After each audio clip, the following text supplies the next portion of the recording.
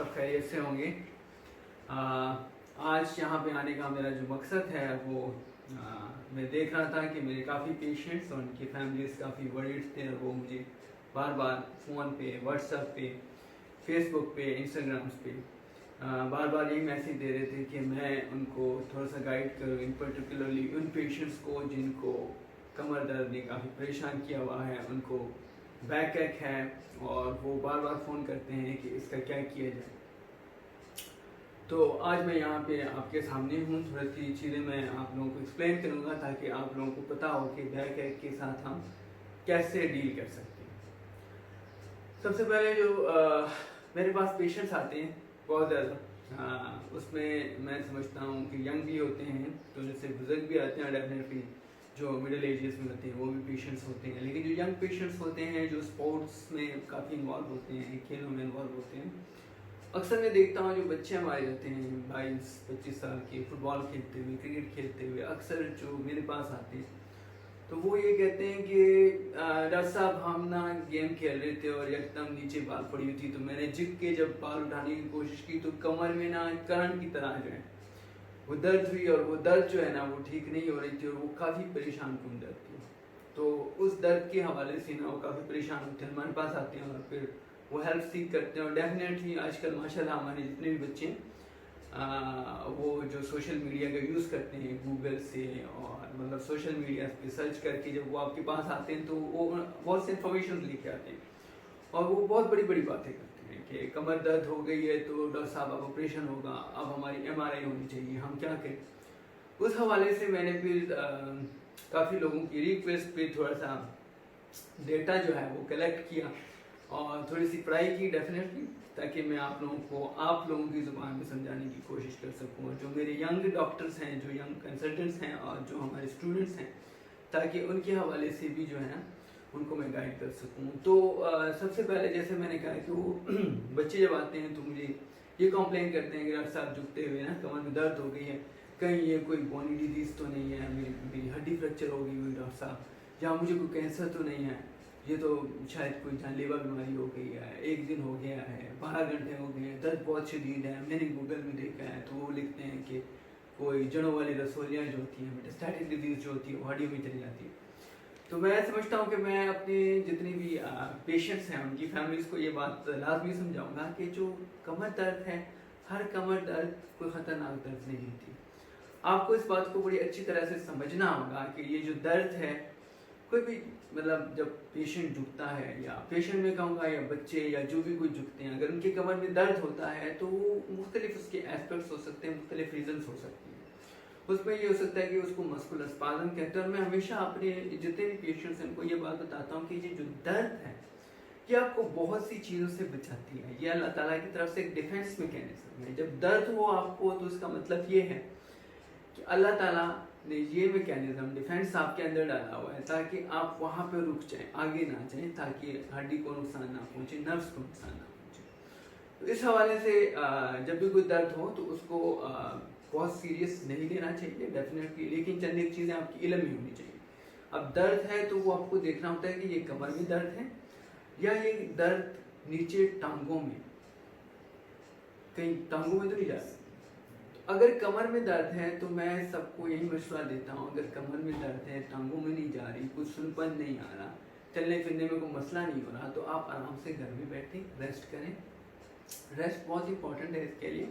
कोई भी हल्की सी मेडिकेशन आप समझ सकते हैं, या कोई भी आपके पास कोई करीबी डॉक्टर हो उनसे मशवरा करके आप पैराडाल की गोली ले सकते हैं, या कोई हल्की सी पेन किलर लेके 2-3 दिन आप आराम से रेस्ट करें।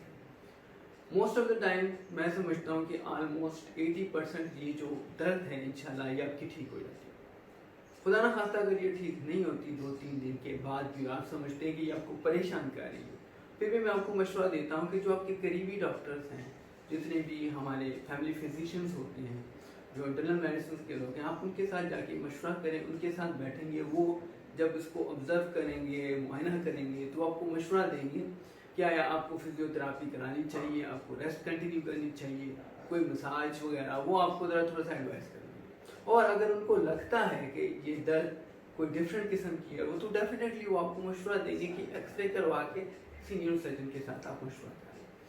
तो सबसे पहले मैं यही समझता हूँ कि आप फिर रेस्ट करें, डॉक्टर साहब की बात मानें, और अगर खुदा ना खास्ता फिर भी नहीं होता तो फिर हमारी सर्विसेज बीइंग न्यूरो सर्जन और बीइंग स्पेशलिस्ट हम इसको डील करते हैं। तो फिर आप हमारे पास आते हैं और फिर हम जाके उसमें जितने भी इन्वेस्टिगेशन होते हैं वो हम आगे करते हैं। मुझे बल्कि अभी एक वाकया याद आया, छोटी सी मेरी कह लें बेटी बच्ची मेरे पास आई और वो मुझे ये कह रही थी कि डॉक्टर साहब मैं ना शू लेसेस बांधते हुए स्कूल जाने के लिए सुबह मैं झुकी हूँ और मैं शू लेसेस टाई कर रही तो एकदम से ना मुझे झटका पड़ा और मेरी कमर में डिस्क हो गई।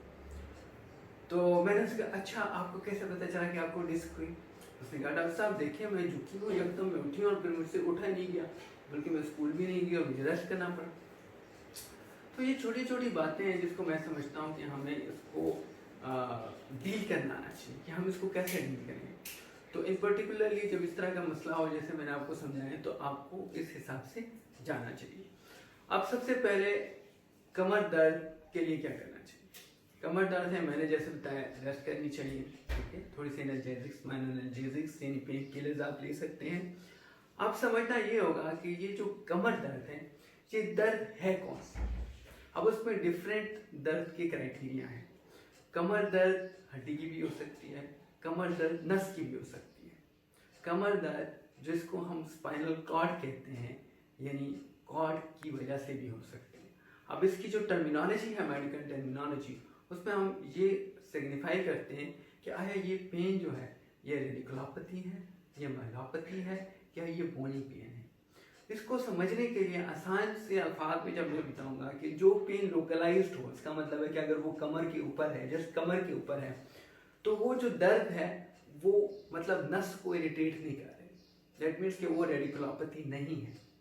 तो वो लोकलाइज्ड पेन है, वो मस्कुलर स्पाज्म हो सकता है, उसमें हड्डी का भी हो सकता है जिसमें हमें एक्सरे हेल्प कर सकते हैं और उसी हिसाब से हम उसको लोकलाइज ट्रीट कर सकते हैं और वो पेन आइडियली 5 से 7 दिन में सेटल हो जाती है। जो कि रेडिकुलोपैथी होती है, रेडिकुलोपैथी की जो निशानी है कि जिस जगह पे रेडिकुलोपैथी का मतलब ये होगा कि डिस्क जो है ना वो बाहर निकली, अब वो नर्व रूट को इरिटेट कर रही है। तो अगर वो नर्व रूट को इरिटेट कर रही है तो उसका मतलब है कि जिस साइड पे वो नर्व रूट इरिटेट कर रही है, जिस साइड पे वो डिस्क होगी, तो उस टांग के अंदर सुन होना, करंट जैसे सेंसेशन होना, पिन्स एंड नीडल सेंसेशन आएंगी। वो जो दर्द होगी वो आप समझ सकते हैं कि ये डिस्क की पेन है, लेकिन उसके लिए भी 2-3 दिन आप उसको ऑब्जर्व करेंगे। अगर वो ठीक नहीं होती तो फिर उसमें मशवरा लाजमी होता है कि उसका क्या करें।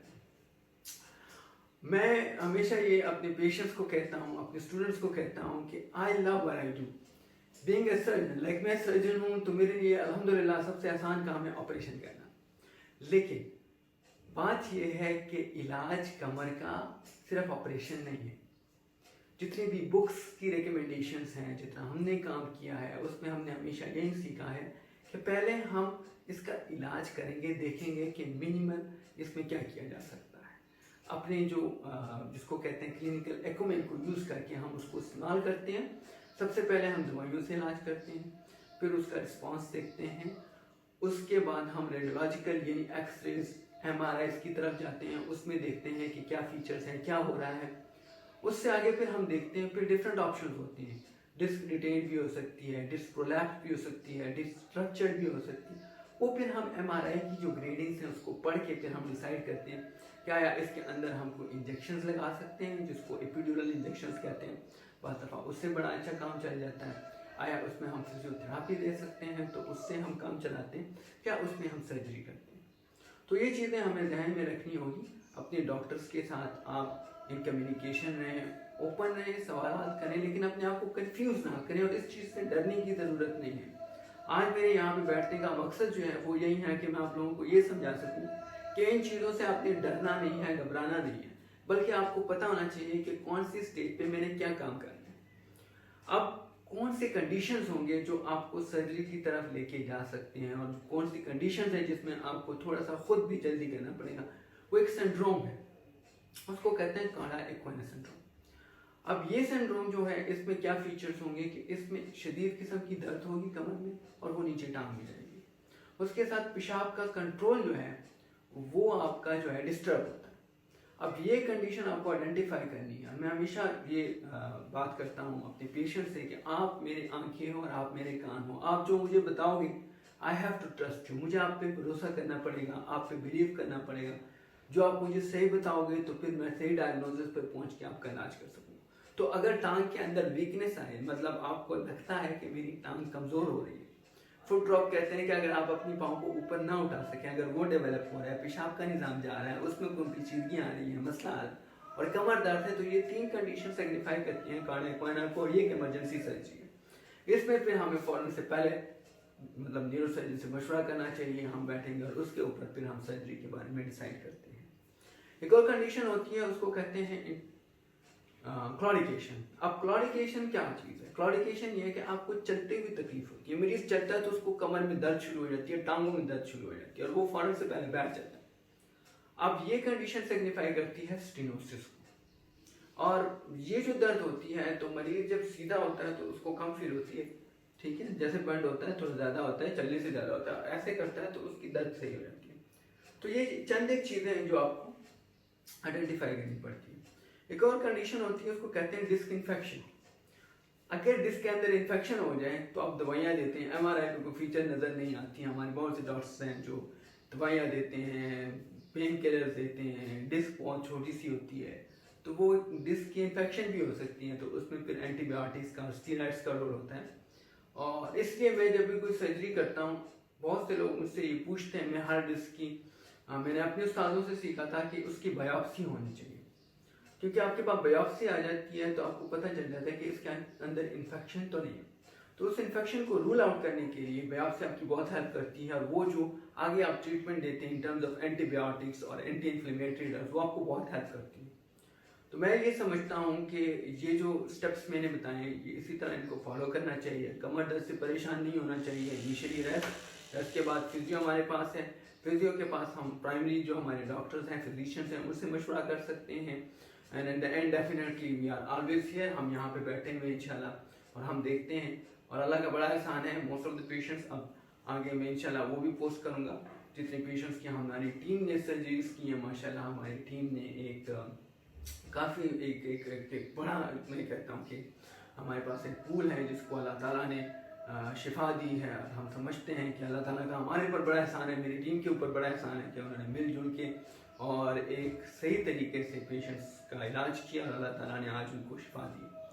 तो आज मेरे ख्याल से इतना ही काफ़ी है, इंशाल्लाह मज़ीद आपको अपडेट करते रहें। अपना बहुत ख्याल रखिएगा। अल्लाह हाफ़िज़।